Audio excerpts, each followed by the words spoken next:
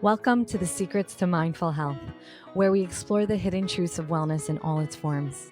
From physical and mental health to spirituality, join me, your host, Beth Warren, at Nourished by Beth on Instagram and TikTok, registered dietitian for over a decade, and single mom of 6, as I share my personal journey overcoming challenges towards self-love and wellness. Together with my guests, we will inspire and motivate you to prioritize your well-being and create a life of balance and fulfillment. Let's embark on a transformative journey towards a healthier, happier you. I'm glad you're here. On today's episode, Clearing Clutter, Designing Your Space and Mind with Stacy Ayash, we're going to be exploring the transformative power of decluttering your physical space and your mind with Stacy, an experienced interior designer. We will discuss practical tips for creating an organized environment that nurtures mental clarity and peace. Plus, we'll segue into Stacy's own wellness journey and health and her transformation and self-love. Stacy Ayash is an interior designer, super talented and creative, behind Stacy Ayash Design, a renowned firm based in Brooklyn, New York. With a passion for creating beautiful and functional spaces, Stacy believes that good design has the ability to transform not only a room, but also the lives of those who inhabit it. As a devoted wife and mother of 3, Stacy's design philosophy is centered around creating environments that promote harmony, balance, and overall well-being for her clients. Her unique blend of creativity, practicality, and attention to detail sets her apart in the world of interior design, making her a sought-after expert in the field and for this podcast. Welcome, Stacy. Thank you for having me. I'm so excited to be here today. Well, if you want to expand on that, what you got into the field for of interior design, what led you to be here, and what you want to share with our listeners. So, well, that to me is 2 questions. Like, what got me here to you, to talking about how design can improve your life, or how I got into interior design, because the way I got into interior design was completely organically, actually. I did not study interior design at first. I went to Parsons for fashion design. But the things that you learn at Parsons are very specific design concepts that can be translated, throughout any type of design field. So with that foundation, I'm able to apply those design concepts to a person's home, whereas before I was, using those design skills to design children's wear. And after having kids, I needed to pivot because I couldn't be in a corporate environment that I had to commute to, and not near my 2 little children at the time. And we had just bought our house, and my surroundings have always had a huge impact on the way I feel. And what's going on around me visually really, really matters. And it was important that I felt comfortable in my own space, and using all those design skills and seeing how I was able to just make that work for myself. And I thought I could help other people with this from a really approachable way, more than, because at the time I couldn't have afforded to hire an interior designer to help me. But at the same time, I am a designer. So I was like, okay, you just have to, change your perspective a little bit. Like, it's still design. Design has to work. So knowing that it has to work, I've been able to apply that philosophy across the board in my life. Like, okay, you're designing a product, you're designing a dress, you're designing a home. It has to work for the end user. The end user's experience has to be what's at the forefront. And the way I see this relating back to health, because it's the same exact thing. the end user is you, right? And how many people think about what they want? And I'm sitting there forcing them to talk about their morning routine. Do you work in the house? Do you see people in the house? Do you have clients? Do you have guests over? Do people just show up unannounced and you have to scramble and figure it out? Like, what are the design solutions that will improve your life here? Because it's so much more important than what it looks like. You're coming to me, yes, I'm a design professional. I have excellent taste. It's going to look gorgeous. But then there's also the question, do you want it to be, wow, gorgeous? Like, oh my God, I've never seen anything like this before. Would you want people to come in and say, I love your space. It's so pretty and calming and tranquil. And how do you want to feel in the house?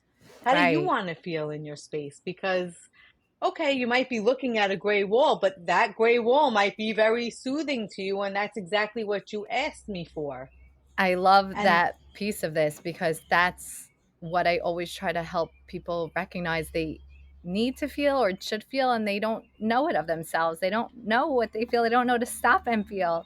Right. They don't know to stop and feel. And that's the other component where I feel like, because I've been working with you for a very long time, like that's how I know exactly that we share the same philosophy in terms of you have to put in the work also.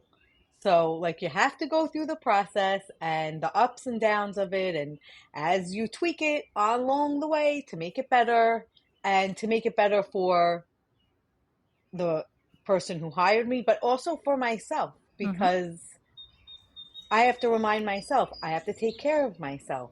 I have to remind my clients and myself, you know, we picked this amazing thing out. You're so excited. You can't wait to get it in and everything. And they're like, can I have it tomorrow? It's like, no. Time. It's going to be like 6 months. And it's like such a letdown. That even shocked me. I was thinking a week. A week? No. Try like, you're not going to see any progress for 6 months, let's say. But the process takes time. But the process takes time. Yes, it took us 5 minutes to pick it. We know exactly what we want now. I got you so like, in it. You know, I beelined you straight to your goal, and now we have to wait. Right. The art of waiting. Yes. Every answer is time. Everything takes time. Everything takes time. And it's helped me practice more patience in my own life.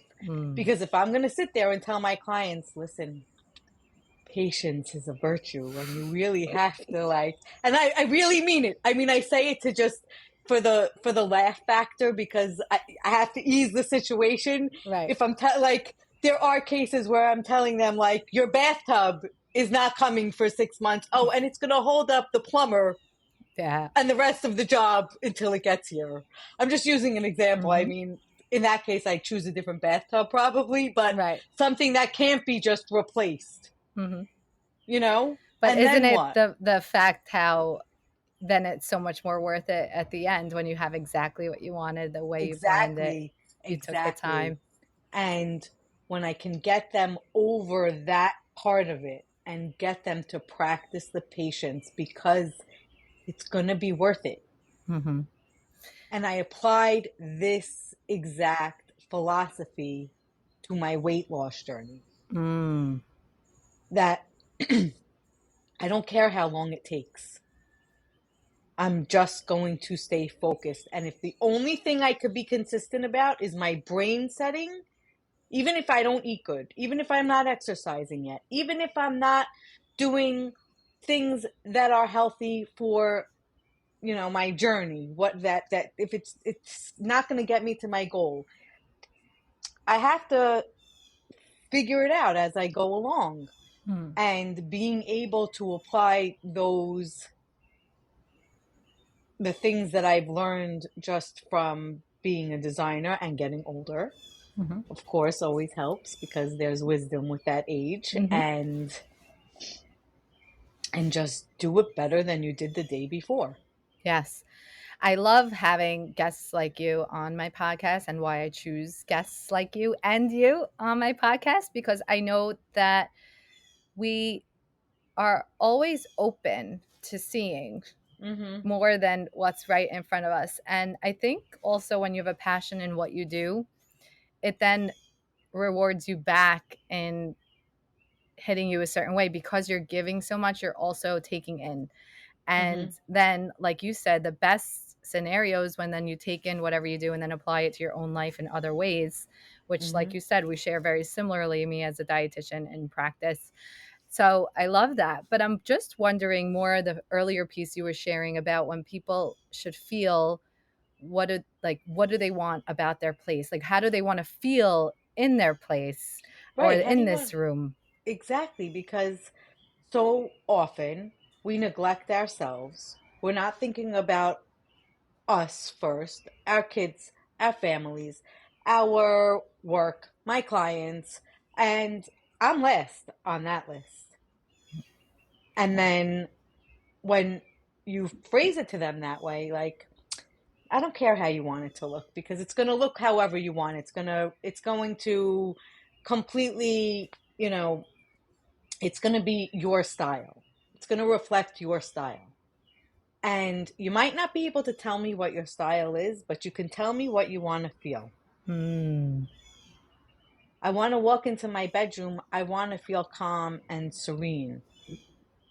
I want my living room to be exciting, because when I have guests over, I want them to be flipping out so I could feel like I'm the star for the day. Hmm. And you need to be able to have clients who can be that real with you and Yeah, who can say, even and tap into that right, inside who could tap themselves. into that and say that.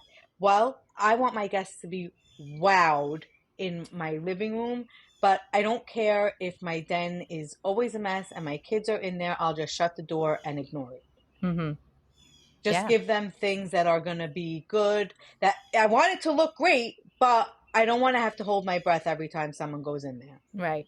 I I think don't what want to you're have to. also Yeah, I think what you're also saying is that no matter what, it'll look pretty or Right, it'll look good. But how right, do you want to feel? right, And the opposite, maybe when people don't think about it and they're like, just make it pretty, but then they don't feel good in it and they didn't realize right. that And was then you don't. important. Right. And I've done redos years Mm. later, not Hmm. necessarily, and they learned from their first experience that the designer didn't really ask me anything about me. It was Oh, I want to like tear up with that. all right. It was like all about them and their vision, and oh, well, you need unique pieces that nobody else has, and not necessarily true. I'm not Hmm. saying I don't agree with that. Right. Yes, of course, but that's not what it's all about. Hmm. For me, the practice of interior design is, how can I improve your life? You're going to Not just your spend all, space, your not just your life. space. How are we improving your life? How is this going to improve your life? Because if it's not going to improve your life, why are you spending all this money? Yeah, I want to share Like, that I I recognize that on my own over the years, like you said, with age, in terms of not only people you keep around you, but literally what you surround yourself with. literally Even what you saw. memorabilia, or like something that's, Absolutely. I A so 100%. I you know this, but I got divorced with six Mm-hmm. kids. And I moved into my home, not my forever home yet, Stacy. Then you're gonna No, get the not phone yet. call, We're, okay? yes, yes, We're in for my sure. but we're in a ground, like a steady home, which was very Mm-hmm. important to me Of as a course. rental. And I didn't have a huge budget, but I told myself I want to invest in my bedroom. Why? Exactly. This is Mm-hmm. a big thing. Now I'm sleeping alone. I am the, like, needing to lead this house. Mm-hmm. I wanted my bedroom to be a safe space that in the past wasn't. And I wanted it to feel safe. I wanted it. So when I say I didn't have a budget, but I invested in my room, I went on Wayfair. Excellent I went on, resource. yes. And Excellent resource. I put, We should get Wayfair to sponsor your I know podcast. Wayfair. Hi, Hello. I want a new. I want my kids' rooms are not furnished. Um, Okay.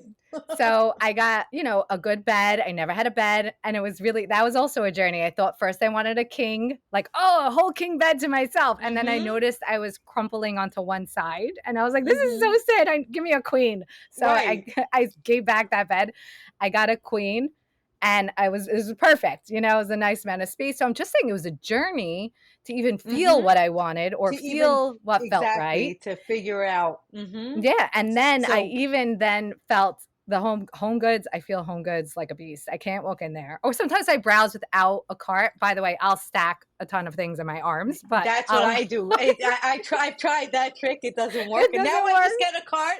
Now I just get a cart, and even if it just houses my coffee, Right. as I Right. roll down and look, I because I yeah. never used to go there ever Yeah. because I didn't have time for a hit or miss thing. In the summer, I'm a little bit more laid back, and Yeah. I needed to get someone into their house really quickly and like do the accessories in 1 hour, literally.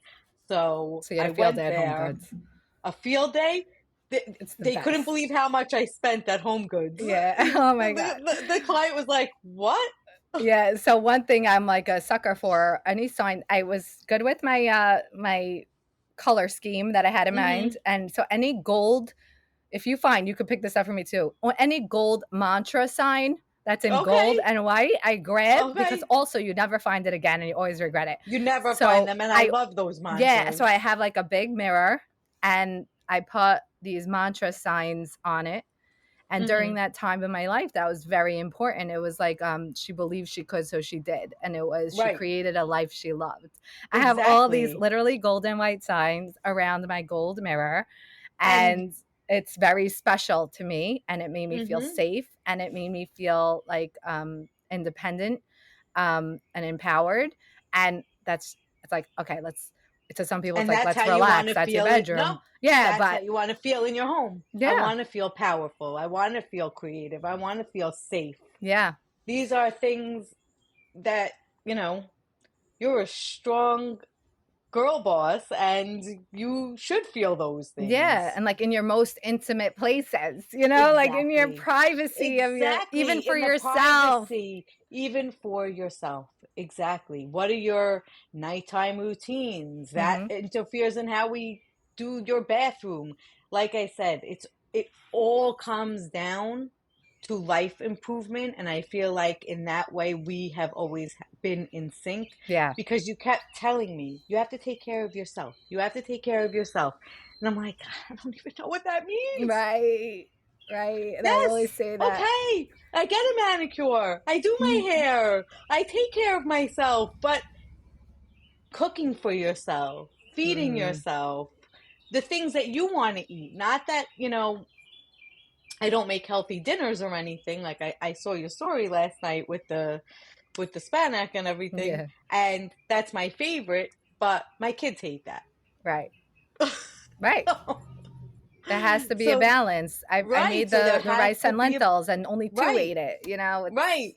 So there has to be a balance, and I feel like the most important thing I've learned in my life journey to date is the only thing you have control over is yourself, your own reactions, and your choices.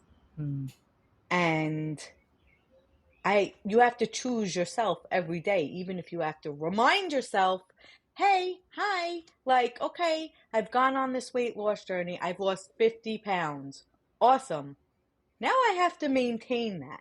I want to make And sure everyone that's caught that. Stacy lost 50 pounds. right. I lost 50 pounds, guys. I had diabetes and it was a huge wake up call.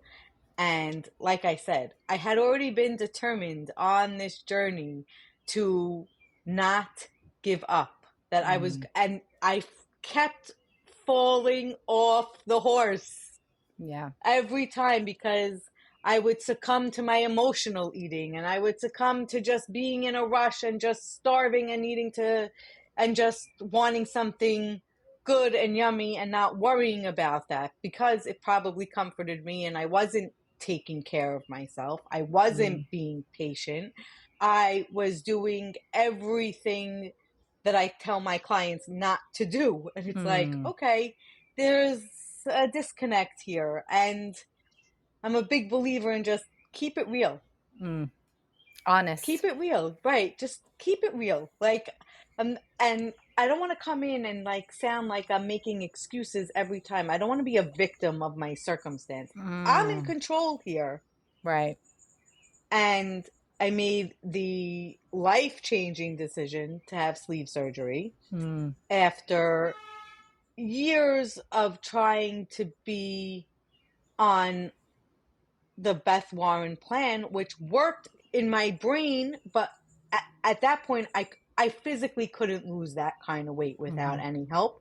And then the diabetes diagnosis just made it either go on medication for the rest of your life or do this, get help to get it off, and now work your ass off for the rest of your life to make sure that you maintain this and take care of yourself.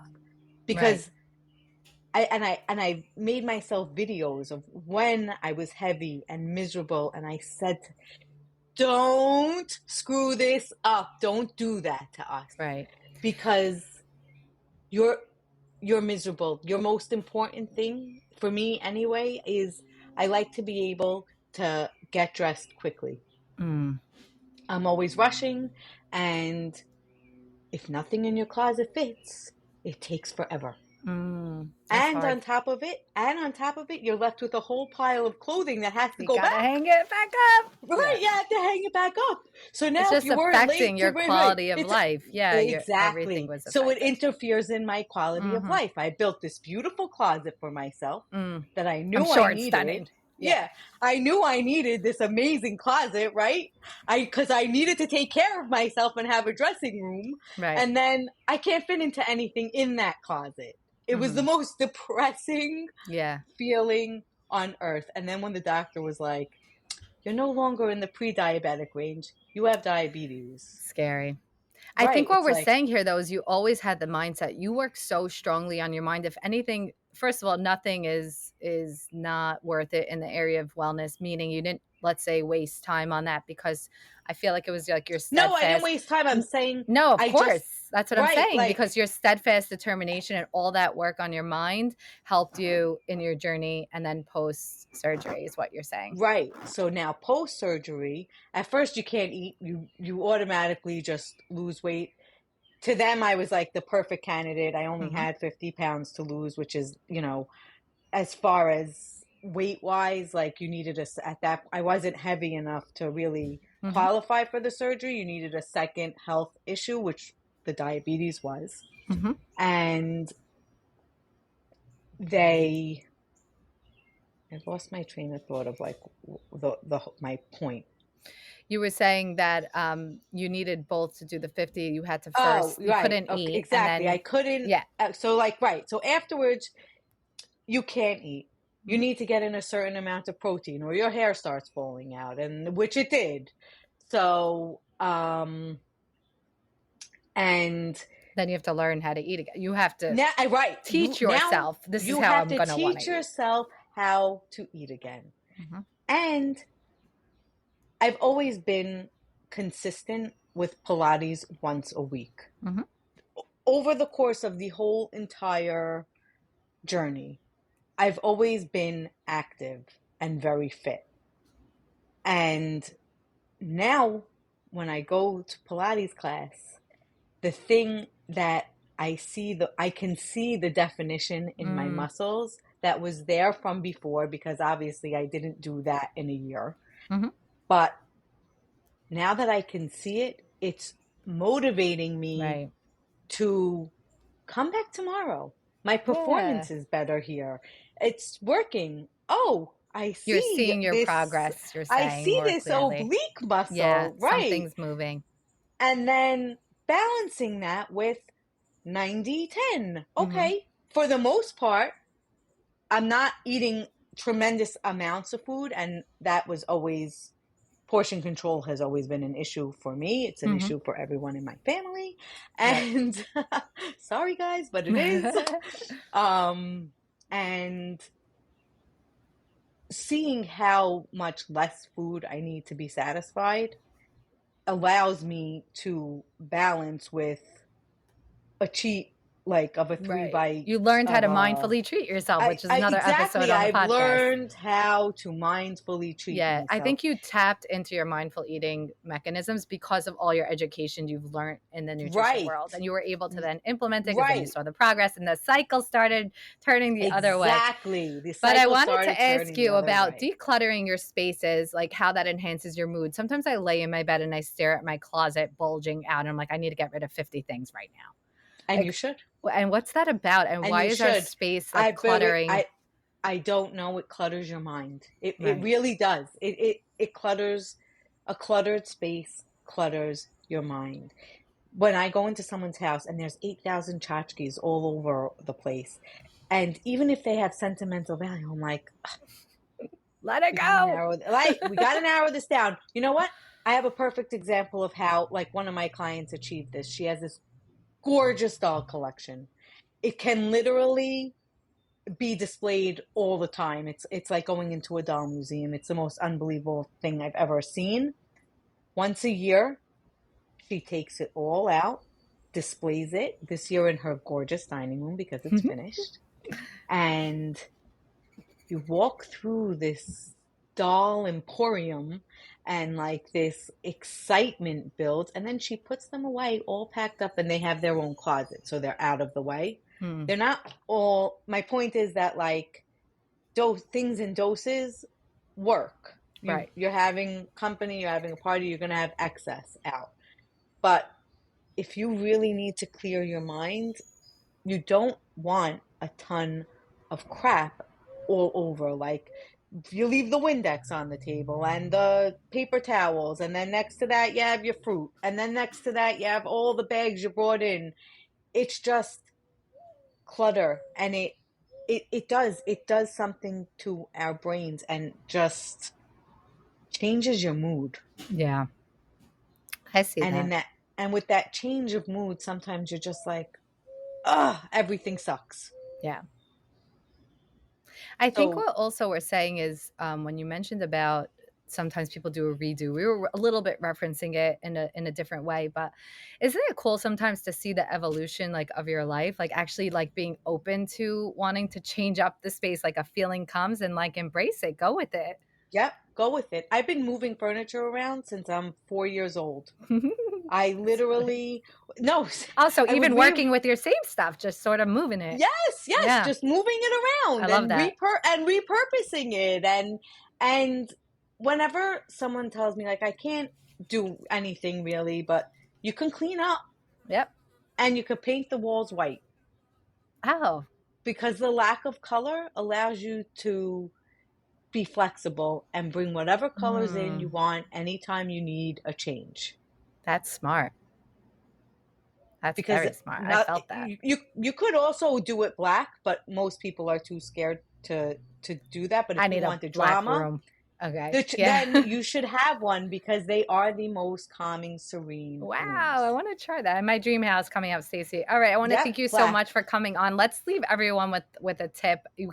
Let's do like a health one and an interior design. But I think what we're also saying is they mingle with each other. So what kind of message do you? Yes, what kind of message? My message is whether or not you're in your own space or not, your number one priority needs to be to take care of yourself. Yeah. Because you can't take care of anybody else if you're not taking care of yourself. And no matter what the challenges that you're going through, God doesn't give you these challenges for no reason. Focus on the lesson and then pay it forward. Teach it to somebody else. Share it. It wasn't meant for only you. It's meant to help others. Like, give purpose to it. I love that. Okay, how can we find you on Instagram? What's your Instagram handle? At Stacy Ayash, and my design page is at Stacy Ayash Designs. And she's an amazing interior designer, so really look her up. And she really it's Stacy _Ayash _ design. And I think it's tagged anyway on your Stacy Ayash page. Yeah. Okay, well, thank you so much for coming on. I'm happy we did this. Me too. Thank you for having me. No problem. Don't forget to hit subscribe or follow me on Instagram and TikTok at Nourished by Beth, or listen on Spotify at the Secrets to Mindful Health podcast.